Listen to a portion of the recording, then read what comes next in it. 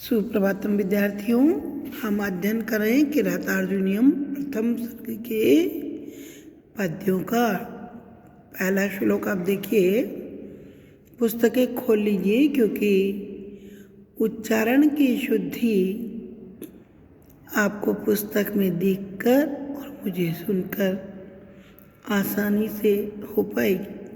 सुनिए मुझे और देखिए पुस्तकों में।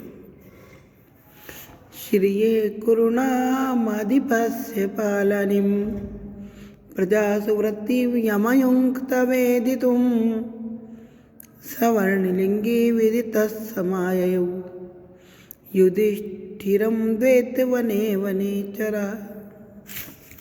श्लोक का अर्थ हिंदी में अर्थ एक बार आप सुन लीजिए, उसके बाद हम अन्वय और शब्दार्थ करेंगे। हिंदी में अर्थ है, कौरवों के स्वामी दुर्योधन की राजलक्ष्मी का पालन करने वाली तथा प्रजाओं में उसके व्यवहार को जानने के लिए जिसे नियुक्त किया था, वह ब्रह्मचारी के वेश वाला वनेचर पूरे विवरण को जानकर द्वैतवन में युधिष्ठिर के पास लौट कर वापस आ गया। इस अर्थ को समझने के लिए आवश्यक है कि इसके प्रसंग की हमें जानकारी हो। प्रसंग सुनिए और आपको परीक्षा में अगर इस श्लोक का आता है तो प्रसंग भी आपको लिखना होगा, अन्वय भी लिखना होगा और शब्दों का प्रत्येक एक एक शब्द का अर्थ नहीं दे करके आपको श्लोक का हिंदी में अर्थ भाव समझाना होगा। प्रसंग सुनिए किस प्रकार लिखते हैं और क्या प्रसंग है। उक्त पद्य महाकवि भारवी के किरातार्जुनीयम नामक महाकाव्य के प्रथम सर्ग से उद्धृत है। इस काव्य में महाभारत का कथानक है, जब महाराज धर्मराज युधिष्ठिर ने कौरव नरेश दुर्योधन के साथ जुआ खेला तथा छल कपट के कारण युधिष्ठिर उसमें पराजित हो गए। उसमें अपना सर्वसहार कर भीम आदि द्रौपदी जो उनकी पत्नी थी उनके साथ 12 वर्ष तक वन में निवास करने के लिए आ गए। उस समय उनके मन में ये विचार उत्पन्न हुआ कि वह दुष्ट दुर्योधन का राजकाज कैसा चल रहा है, इस जानकारी के लिए उसकी नीति अनीति को जानने के लिए किसी वनेचर को भेजे। तब उन्होंने एक वनेचर को अपना गुप्तचर बनाकर कुरु प्रदेश में भेजा। उसने ब्रह्मचारी का वेश बनाया, हस्तिनापुर जाकर सब कुछ मालूम किया तथा पुनः युधिष्ठिर के पास आ गया। उसके बाद जो कुछ हुआ उसका यहाँ इस श्लोक में वर्णन किया जा रहा है। इस श्लोक का अन्वय पहले आप देखिए। अन्वय किसे कहते हैं? देखिए, पद्य में तो छंद के लय के हिसाब से हम शब्दों को ऊपर नीचे एक दूसरी पंक्तियों में रखते हैं, लेकिन अन्वय करते वक्त हम कर्ता के साथ कर्ता के विशेषणों को सबसे पहले लेते हैं। इसके बाद कर्म और कर्म के विशेषण, क्रिया और क्रिया के विशेषण को बाद में लेते हैं। एक वाक्य बनाते हैं जिससे कि अर्थ संगत बैठता है। तो अन्वय देखिए, कुरुणाम अधिपस्य श्रियः पालनीं प्रजासु वृत्तिं वेदितुं यम अयुक्त सवर्णलिङ्गी विदितः वनेचरः द्वैतवने युधिष्ठिरं समाययौ। ये हुआ अन्वय। अब हम एक एक शब्द का अर्थ देखते चलेंगे ताकि आपका इससे काठिन्य निवारण होगा। किसी भी शब्द का अर्थ समझ में नहीं आ रहा हो ऐसा संभव नहीं होगा, क्योंकि प्रत्येक शब्द का अर्थ मैं आपको बता रही हूँ। श्रिय अर्थात राजलक्ष्मी। राजलक्ष्मी क्योंकि षष्ठी विभक्ति इसलिए की, किसकी? कुरुनाम, कुरु देश के निवासियों के। आधिपस्य राजा दुर्योधन की। पालनी रक्षा करने वाली।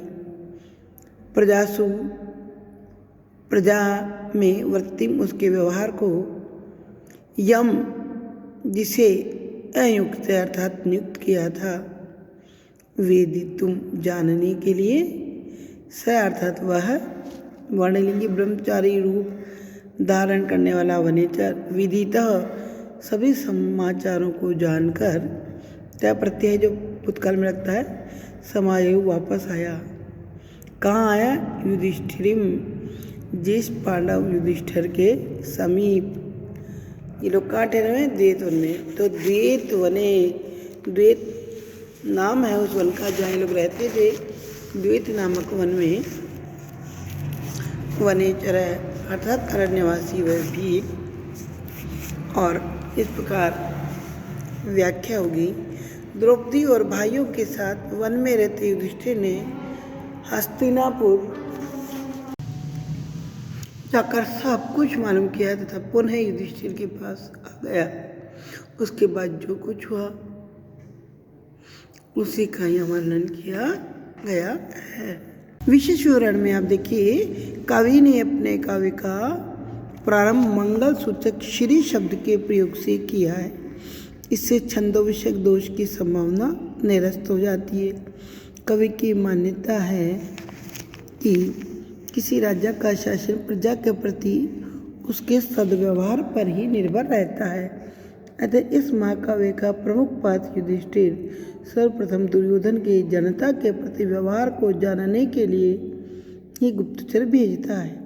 इस पद्य में वंशज छंद है। वंशज छंद का लक्षण इस प्रकार है, जतुर्वंशस्य मुदीरितम जरऊ, अर्थात प्रत्येक चरण में 12 वर्ण होते हैं और छंद में जगन तगन जगन रगन ऐसी गण व्यवस्था होती है।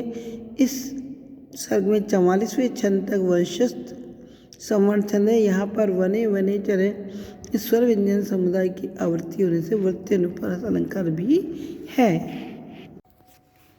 कृत प्रणामस्य महिम मही भुजे जितं सपत्नी निवेदयिष्यत निव्यथे तस्य मनो नहि प्रियं प्रवक्तुमिच्छन्ति मृषाहितेष्यणः। इस पद्य में वनेचर की दूत गुण संपन्नता के विषय में वर्णन किया जा रहा है। पहले हिंदी में देखिए, किया है प्रणाम जिसने, और दुर्योधन से वशीकृत राज्य के बारे में कहने की जिसकी इच्छा है। ऐसे उस वनेचर का चित्त तनिक भी दुखी नहीं हुआ। क्यों दुखी नहीं हुआ? क्योंकि अपने स्वामी का कल्याण चाहने वाला सेवक कभी झूठी और मीठी बातें स्वामी के सामने कहना नहीं चाहता। अब अन्वय देखिए श्लोक का। कृत प्रणामस्य सपत्नेन जिताम महीम महीभुजे निवेदयिष्यतः तस्य मनः न विव्यथे ही हितेशिने मृषा प्रियम प्रवक्तुम न इच्छन्ति।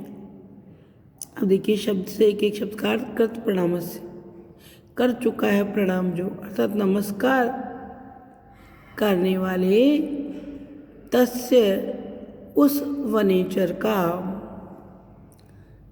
महीम पृथ्वी को, महीभुजे राजा युधिष्ठिर के लिए, कौन सी पृथ्वी की? जिताम जीत ली गई है जो, किसके द्वारा? सपत्नी, शत्रु के द्वारा, दुर्योधन के द्वारा, निवेदयिष्यते निवेदन करने की इच्छा वाले उसका, न नहीं विव्यथे दुखी हुआ।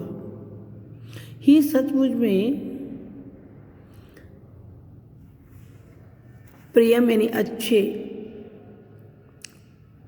प्रवक्तुम इच्छन्ति कहने की इच्छा करते हैं, हितैषिणः भलाई चाहने वाले व्यक्ति, मृषा असत्य गलत या निरर्थक बात को, न नहीं,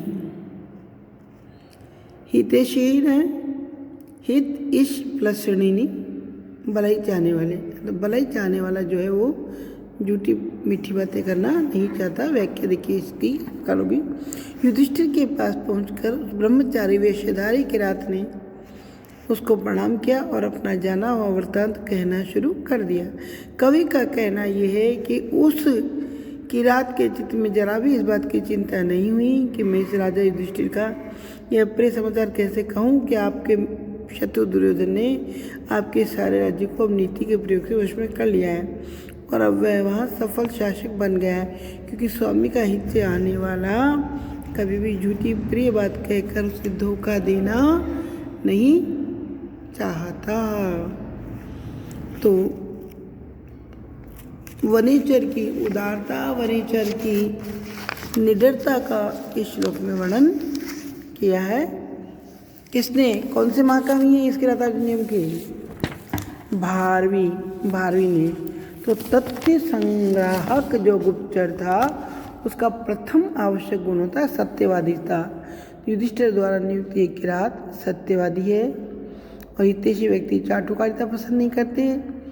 तो इसने भी बिल्कुल निशंक होकर जो सत्य बात है वही कही है, क्योंकि नहीं प्रियम प्रक्तुम इच्छन्ति मनुष्या हितैषी ने इस कथन के द्वारा विशेषकर वनेचर के आचरण का समर्थन किया गया।